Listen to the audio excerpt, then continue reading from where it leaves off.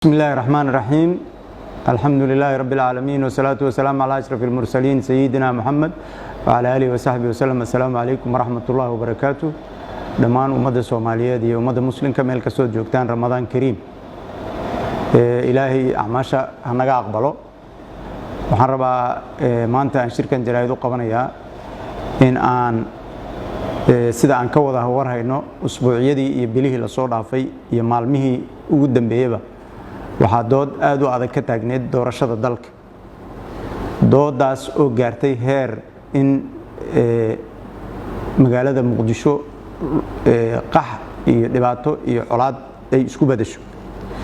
Haddaba waxaan rabaa inaan la wadaago ummadda Soomaaliyeed in muddo dheer oo doorasho ay jirtay in madaxweynaha muddaxileedkiisu dhamaaday mudane Farmaajo uu ka shaqeynayay wax ku dhow 4 sano la soo dhaafay in doorasho marin habaabin ah oo la yiraahdo magaceeda doorasho qof iyo cod ah oo runtii uusan wax shaqo ah ka qabanin oo shaqadeeda uusan qabanin.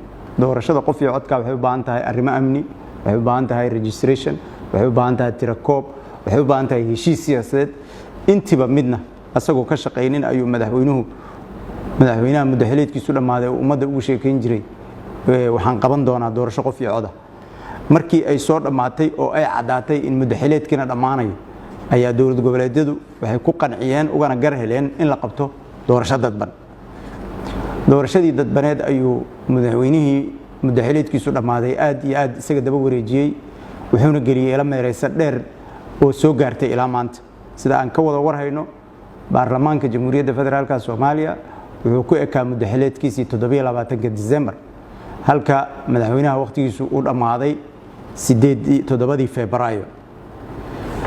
doorashadii aad ogeydeen ee ay ahayd in laga heshiiyo waxaa laga kari waayay madaxweynaha muddaxileedkiisu dhamaaday adinkoo ka warhaya 2 maalin ayadoo muddaxileedkiisu ka dhiman yahay inuu dhuusamareeb 4 ka soo tagay.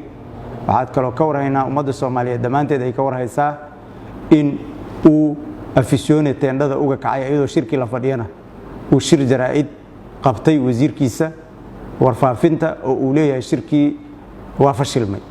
waxaa runtii ayaan darro ah oo in aad iyo aad loo xusaa ay tahay in dadka ninkii isku hayn lahaa u weynaa uu yahay ninka dadka kala dirayay mar walbana ugu hor caroonayo ugu hor xanaaqay.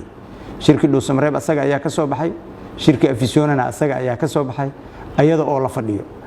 waxaan rabaa inaan ummadda Soomaaliyeed u sheego shirarkan oo kale hore loo soo qaban jiray oo arrimaha doorashada looga hadlayo 2016 marna ma dhicin in shirka lagu kala kaco haddii xataa qodobada lagu heshiin waayo waxaa la sameyn jiray wax la yiraahdo face saving si nabada in inta markaas lagu kala tago si ayadoo miir qaba mar kale haddana la isugu soo laabto.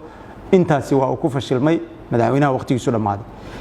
waxaasoo dhan waxa uu sameeyay waxay ahayd inuu muddo kororsi sharci darro ah uu sameeyo madaxweynaha xilkiisu dhamaaday oo aan waafaqsanayn dastuurka jamhuuriyadda federaalka Soomaaliya. dastuurka jamhuuriyadda marnaba aniga horay ayaan marar badan u sheegay madaxweynaha muddaxileedkiisu dhamaaday hal mar wax dastuuri ah dalkan uu ku dhaqay ma jirin. halka mar ee u baahdo markuu leeyahay waxaan ahay ilaaliyaha dastuurka. madaxweynuhu marnaba dastuur ma ilaalin. inuu sa ilaalina waxa kuugu daliil ah golaha shacabka ee uu ka ansaxsaday maalin dhaweed muddo kororsiga wuxuu albaabada ka xirtay golihii aqalka sare. wuxuu ansixinayaa shaqooyin aan ahayn shaqooyinkii ay soo ansixiyeen golihii aqalka sare. haddaba mudanayaal iyo marwooyin ummadda Soomaaliyeed dhammaan waxaan rabaa inaan u sheego oo la hadlo koow madaxweynaha muddaxileedkiisu dhamaaday oo markii uu doorashada soo fashiliyay isku dayay inuu muddo 2 sano kororsado taas oo ay ka dhalatay inuu ciidan iyo abaabul dagaal uu rabay inuu ku ansixiyo.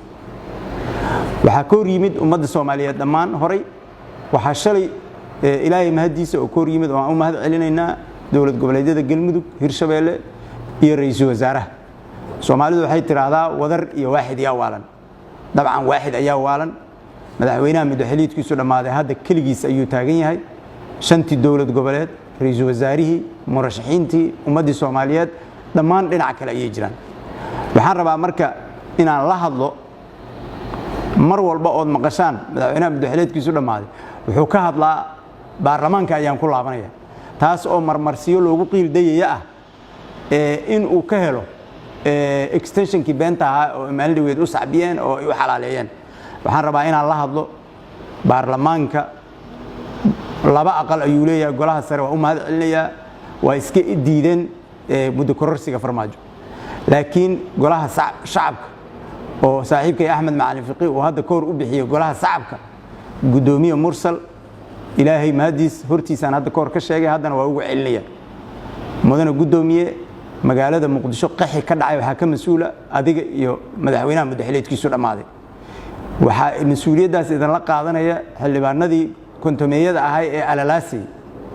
aniga adigu waa iska warhaynaa gudoomiye, baarlamaanka waa inqilaabtay, ciidan baad ka buuxisay, sharci darrad ku dhaqday. waxaa iiga daran marka xalay inaad dhegaysatay in kale ma ogiye khudbadii malaamalaada ahayd ee uu farmaajo jeediyey waxaa ku jirtay inuu 17 September ogol yahay doorashadiina in laga wada hadlo uu ogol yahay. wuxuu kaloo sheegay inuu ogol yahay baaqyadii ay soo saareen dowlad goboleedyada. macnaheedu waxay tahay inuu ogol yahay inuu 2 sano laga laabtay. intaasoo ay tahay haddana wuxuu sheegay inuu baarlamaanka u soo laaban doono golaha shacabka. waxaa ii muuqata mar kale in xildhibaanada golaha shacabka ee masaakiinta ah ee maalin dhaweed hadda la siray in haddana loo keeni doono oo ay sacbid doonaan oo ay dhihi doonaan waa ka laabanay 2 sano. haddaba golaha shacabku wuxuu noqday fure albaab furiisu oo farmaajo haysto, subaxuu rabana u furto, baabuur motorkiisa la kicinayo, subaxuu rabana u damiyo. waxaan kula talinayaa gudoomiyaha iyo gudoomiye ku-xigeenada iyo golaha shacabka, ilaahay ayaa kursiga bixiya, kursiga xildhibaannimada tolkiina ee dadkiina aad ka soo helaysaan, waa soo helaysaan insha Allah intiina badan. dadkiinuna hadday idinku kalsoon yihiin waa soo helaysaan, haddayna idinku kalsoonaynna si kalood nolol u samaysaan baad heli kartaan. laakiin ha ku fakerinina dhiigga hooyooyinka Soomaaliyeed, dhiigga dadka reer Muqdisho inaad kursiga ku joogtaan. waxa extension oo soconaya ma jiraan, horaan la idinku sheegay, ra'iisul wasaarihi idin sheegay, dowlad goboleedyada oo dhameystiran baa idin sheegay, dadka Soomaaliyeed oo dhan baa idin sheegay, ciidanka qalabka sida. waxaan u mahad celinayaa oo ku soo koobayaa ciidanka qalabka sida ee iska diiday faragelinta siyaasadda. waxaan u mahad celinaynaa golaha badbaadada qaranka ee ay ku midaysan yihiin dowlad goboleedyada iyo midowga murashaxiinta. waxaan u mahad celinaynaa dowlad goboleedyadii iyo ra'iisul wasaaraha shalay iska diiday xumaanta iyo dagaalka iyo colaadda uu u hamuun qabo madaxweyne farmaajo oo noqday 10 sano kadib qofkii koowaad ee qaxiya 10 kun oo qof xaafadaha Howlwadaag iyo Hodan iyo ilaa eriyada madaxtooyadiisa ku dhow oo dhan laga gurmayay. waxaan aad iyo aad ula yaabay runtii khudbadii xalay u jeediyay ismoogeysiis miyay ka ahayd, is adkays miyay ka ahayd. waxaan u sheegayaa intii uu ismoogeysiinayo xaqiiqda dalka ka jirta inuu meel xun ku socdo. waa uga digaynaa asaga iyo inta la socota oo faraha ku tiriska hadda aad iyo aad u yar runtii oo aan taliyaal ciidan oo yar oo saaxiibadiis gaarka ah. waxaan leenahay waa idinku filan tahay, cid idin daba socotay, cid idin haysatana ma jirto, dadkiina dhinac ka raaca. aad iyo aad baad u mahadsantihiin.